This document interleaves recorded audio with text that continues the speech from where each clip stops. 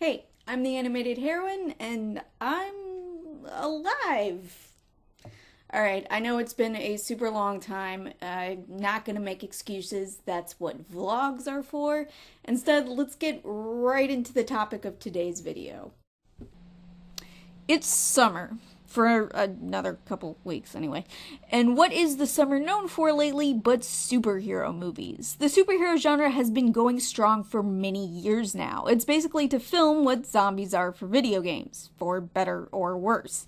And yes, this means that to a degree there's an oversaturation of superhero movies.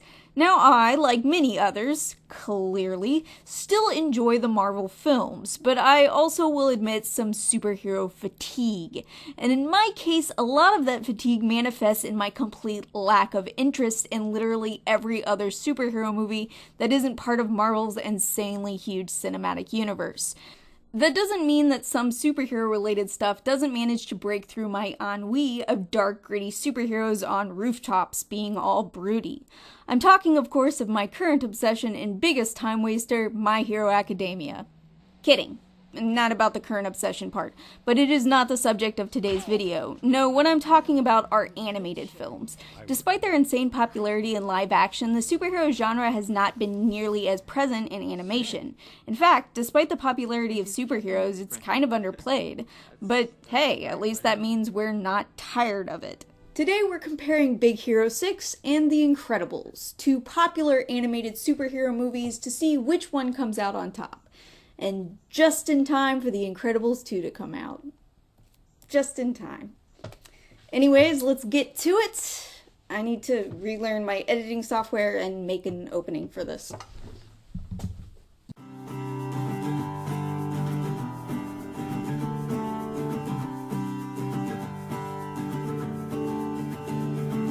Lately, when I'm staring out of my window, when I rest my head on my pillow, I just think of all the things that I need to be. You say that I gotta live up to your reasons. You're always coming up with new ones, and all these expectations are crashing down on me. But darling, can't you see?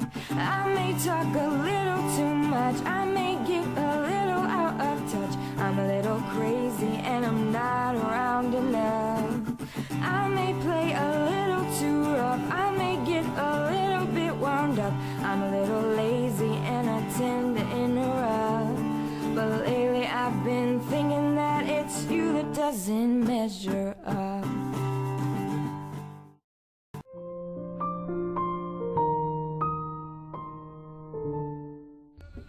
So naturally we can start with the animation and music, and I'm aware that some people would prefer that I talk more in depth about these two things and separate them. This sort of lumping them together thing can be annoying, but there's only so many times I can say a movie looks good in different ways before it gets repetitive. And both of these movies were made by Disney and Pixar in The Incredibles case, so animation quality is not really up for debate. The Incredibles looked incredible for its time. I remember being really impressed with the hair physics when I first watched it, and Big Hero 6 looks amazing. But naturally the time difference shows, and of course the animation in Big Hero 6 is better.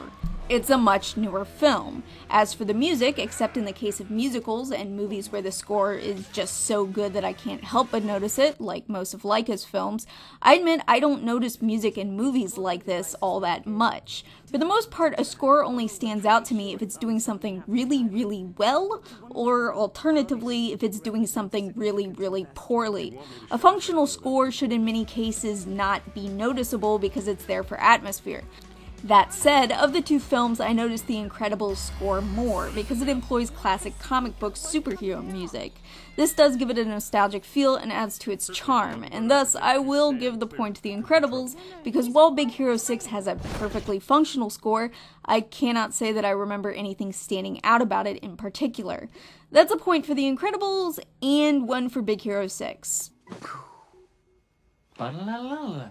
Hey. You're getting it? I promise I'll split these two categories up in the future if I actually have something more to say about them. For instance, in my next episode of Real vs. Real, I should have plenty to say about the animation and music.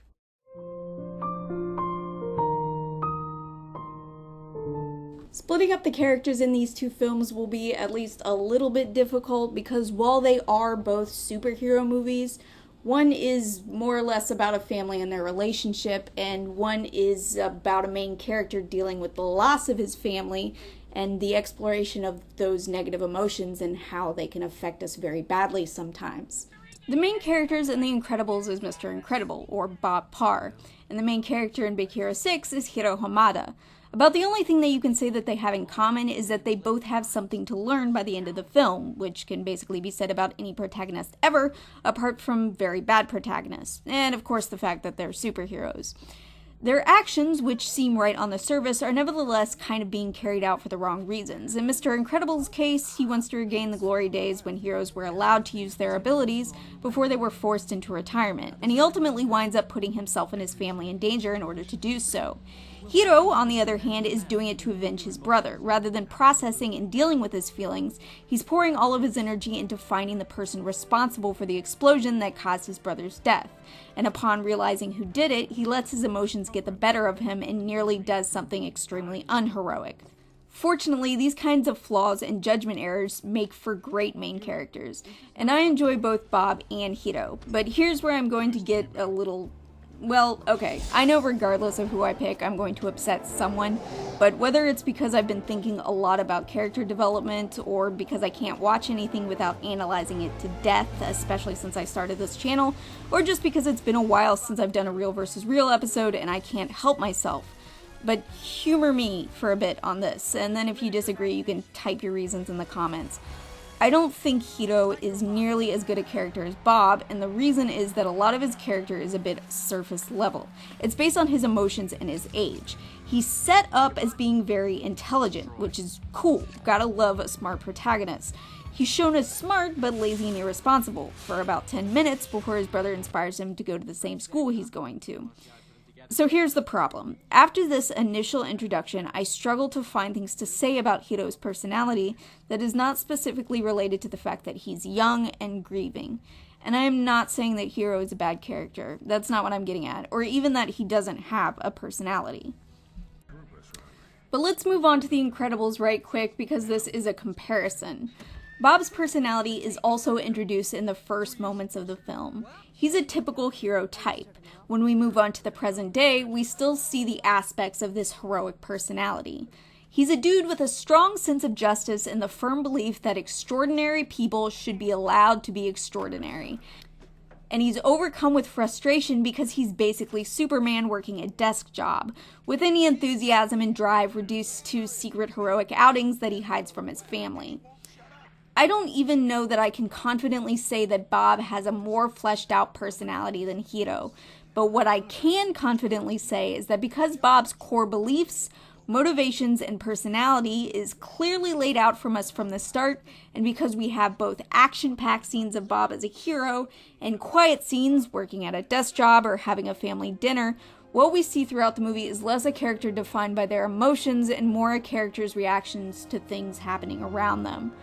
But more than that, Bob, even when he's making mistakes, is relatable. Again, I'm not saying Hiro is not necessarily. We've all experienced loss, and now I feel like I'm starting to talk in circles, so let me try to summarize it like this. The only real problem with Hiro is that he's stuck in an origin-type story, which limits the actions a main character can take and limits what we can find out about them as a person.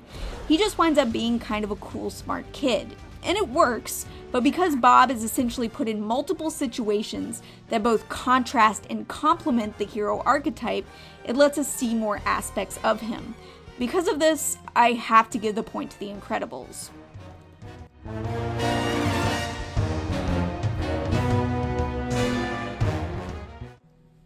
And now the side characters. Oh boy. Okay.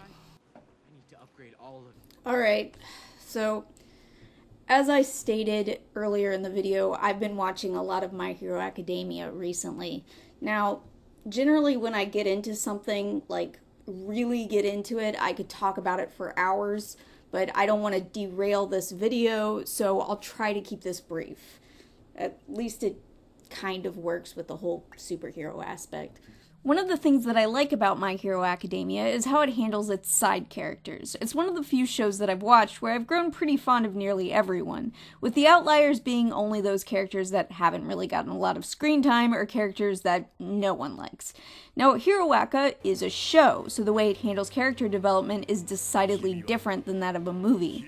For instance, by the end of the first season, I knew maybe 10% of the characters' names, and that was only partially because I'm a hopeless American and their names are very Japanese. The vast majority of the first season focused really only on the main characters and showed just enough of the side characters to pique your curiosity. It's a show about superpowers, which are fun, so we got a lot of unique character designs, a few moments of their abilities, and the groundwork of a personality. In other words, it's very superficial, and if it weren't for the fact that Season 2 immediately begins working at fleshing out those characters and building on the groundwork Season 1 puts into place, eventually it would have become obvious that those characters were superficial. Big Hero 6's side characters do not go past the superficial, with the exception of Baymax, who is definitely the outlier. Baymax is practically a main character, though. I'm not really counting him as one because Hiro is more of a main character, but he gets a lot of screen time, a definitive personality, and all of the best comedic moments in the movie. He's like the Iron Giant in The Iron Giant or Toothless in How to Train Your Dragon.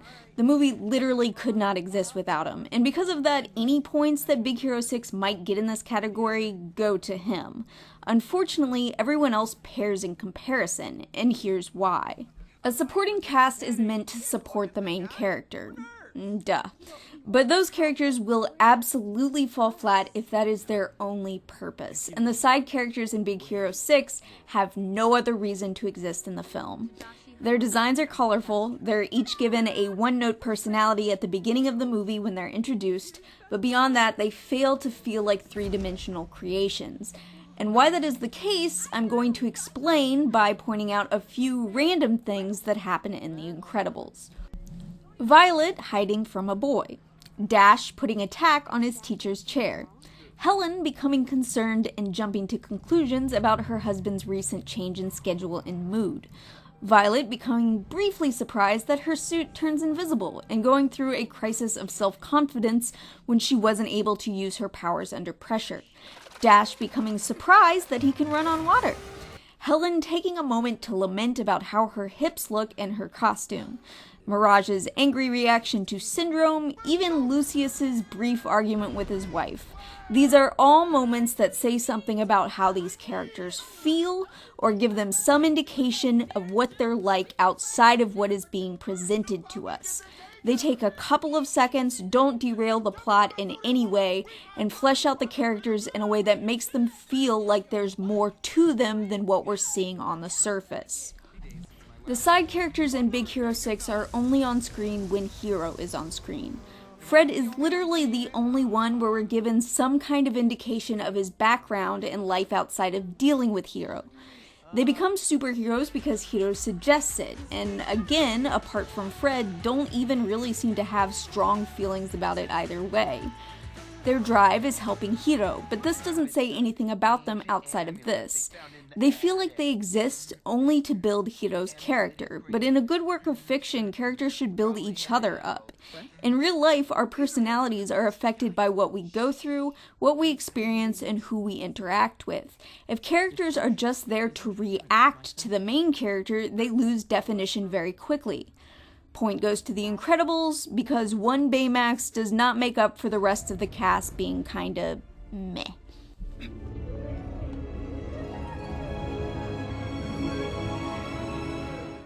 Lastly in the characters are the villains. In Big Hero 6 we're given the red herring of Alistair Cray, before it's revealed that it's actually Robert Callahan.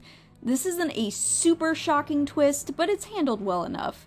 We're given enough information about Callahan that he's sympathetic, certainly more so than Cray would have been, and there's a parallel between him and Hiro in how they handle loss, in that Hiro nearly makes the same mistakes as Callahan by letting his anger and rage get the better of him, but ultimately winds up rising above it and even helping Callahan's daughter in the end.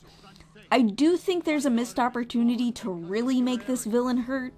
But let's face it, villain depth is not exactly a thing that even adult superhero flicks pull off very often, and it's probably too much to ask to focus on this character more than we did.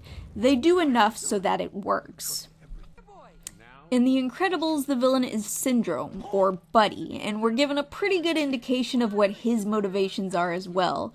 We see that as a kid, he was a Mr. Incredible fanboy who was snubbed by his hero, and that led him to trying to kill him, taking out tons of other heroes in the process. Wow. Issues much?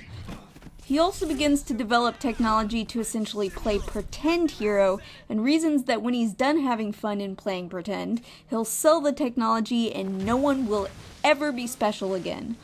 Ultimately, even if we maybe feel a bit sorry for him, I mean, he was pretty annoying, but even if we start to feel a bit sorry for him as a kid, he's not that sympathetic as an adult. That said, his motivations are interesting and multifaceted, if not a bit demented. He doesn't just want revenge, he wants revenge, hero worship, and ultimately to undermine society's views on who is special and who is not. In short, Syndrome is nut bars. I think in both cases, we can see the point of each villain, though. If I had a complaint about Syndrome, I would say that his plan is way too complex, and ultimately backfires anyway because he makes the robot so powerful that he can't beat it. But to be fair, this is not something that's far off from how he's presented from the start. And if I had a complaint about Callahan, is that his plan appears to be mostly improvised. He hates Cray, but he doesn't actually act on that hatred until after he sees Hero's creation. And then in the matter of an hour, or a few hours, manages to come up with a plan to blow up the building and steal Hero's creation, despite the fact that he doesn't come off as someone who is naturally diabolical. Either way, and I know this is basically becoming one of those videos that will make my audience assume that I'm just a Pixar fangirl, I'm going to give the point to Syndrome because we spend more time with him and he has more personality. He's crazy, but you can't say he isn't memorable. I knew you couldn't do it, even when you have nothing to lose. So at this point, it is impossible for Big Hero 6 to catch up to The Incredibles, so rather than pretending that this is still anyone's game, I'm going to tell you why I honestly think that The Incredibles story is better than Big Hero 6's story as well. Big Hero 6 is not a bad movie.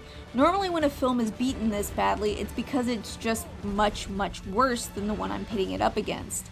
But in this case, on the outset, it isn't necessarily obvious which film would win. Problem is, Big Hero 6, like 90% of superhero movies and movies in general, is very predictable. It checks a lot of boxes when it comes to this superhero origin story. The problem with that is that we've seen it before. A lot. With basically every superhero that has ever been. I don't remember a lot from my original review, but I do remember saying that it didn't feel too dumbed down from a live-action superhero movie. Namely, that it felt similar to what you might get from something like Spider-Man or X-Men, without expending a lot of drama and action. What this means is that it's a fun watch, but it doesn't do anything that feels especially new. Even Baymax is familiar. We become invested in the relationship and it's well executed, but it's still familiar. By making The Incredibles more about the Parr family and superheroes dealing with mundane situations, it does something that sets it apart from other superhero films and makes it feel special. This is something early Pixar was good at, and why the company got as good a reputation as it did. It has a lot of familiar elements, but it doesn't follow a familiar formula, at least when it comes to those specific elements. Certainly every movie has a formula, it's just less likely that we're going to get something like a superhero genre mixed with a family drama. Not least because it's practically required that most superheroes lose their family tragically. So yeah, I do think The Incredibles is a better movie than Big Hero 6, and I will absolutely give it the final point. I'm the Animated Heroine, and I'm really sorry about the wait, guys. I will try to make it up to you. Thanks for watching.